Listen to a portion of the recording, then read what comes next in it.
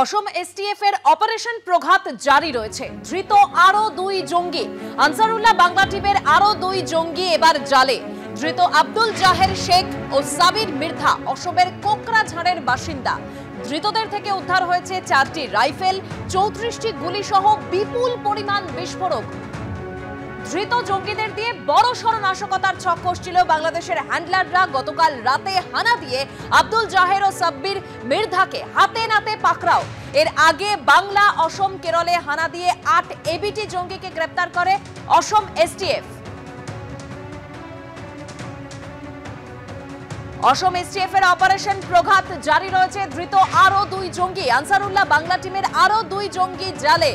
ধৃত আব্দুল জাহের শেখ ও সাবির মির্ধা অসমের কোকরাঝাড়ের বাসিন্দা বলে খবর পাওয়া গিয়েছে। সরাসরি কথা বলবো, আমাদের প্রতিনিধি আবির দত্ত আমাদের সঙ্গে রয়েছেন। আবির, আর কি তথ্য পাচ্ছ? দেখো, এই আনসারুল্লাহ বাংলা টিমের যে খোঁজ অসম পুলিশের এসটিএফ এর তরফ থেকে করা হচ্ছে এবং তাদের তরফ থেকে অপারেশন প্রঘাত যেটা তারা শুরু করেছিলেন এবং একত্রিতভাবে 18 তারিখে 19 তারিখে তারা পশ্চিমবঙ্গ, কেরল এবং আসামে যে অভিযান চালিয়েছিলেন সেখান থেকে 8 জনকে গ্রেপ্তার করা হয়েছিল।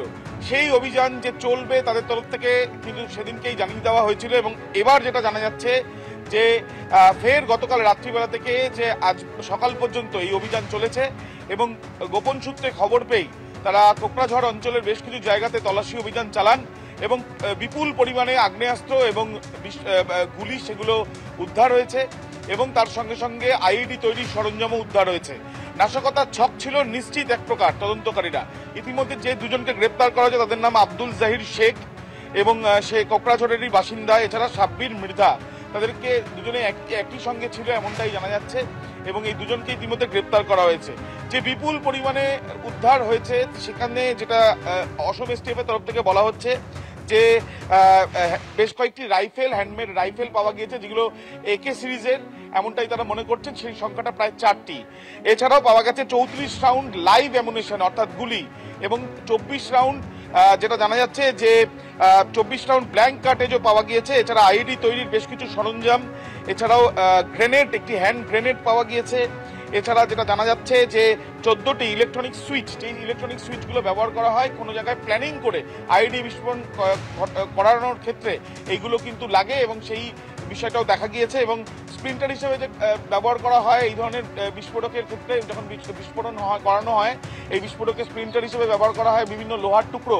সেরকম লোহার টুকরো প্রায় জানা যাচ্ছে 20 পিসের মতন পাওয়া গেছে, অর্থাৎ সেটা তৈরি করা হচ্ছিল এমনটাই মনে করা হচ্ছে। এবং এই যে বিপুল পরিমাণে আগ্নেয়াস্ত্র, গুলি এবং আইডি তৈরির সরঞ্জাম উদ্ধার হয়েছে সেটা কোনো না কোনো পরিকল্পনা করা হচ্ছিল এমনটাই তাদের বক্তব্য। এবং তার সঙ্গে সঙ্গে তোমায় জানিয়ে রাখি যে এর আগে যে 8 জনকে গ্রেপ্তার করা হয়েছিল তাদের মধ্যে পশ্চিমবঙ্গের 2 জন, কেরালা থেকে একজনকে গ্রেপ্তার করা হয়েছিল সাদ রাদি, সেও পশ্চিমবঙ্গে এসেছিল, আগেই জানতে পেরেছিল পুলিশ। অন্যদিকে যে 5 জনকে গ্রেপ্তার করা হয়েছিল আসাম থেকে তাদের মধ্যে নূর ইসলাম মন্ডল নামে 42 বছর বয়সী এক ব্যক্তি, যে কোকরাঝাড়েরই বাসিন্দা, তাকে জিজ্ঞাসাবাদ করেই কিন্তু এই 2 জনকে গ্রেপ্তার করা গিয়েছে বা আরো বেশ কিছু তথ্য বিভিন্ন জায়গা থেকে পাওয়ার পরে 2 জনকে গ্রেপ্তার করা গিয়েছে এবং তার সাথে সাথে এই বিপুল পরিমাণে আগ্নেয়াস্ত্র এবং গুলি সেগুলো উদ্ধার হয়েছে।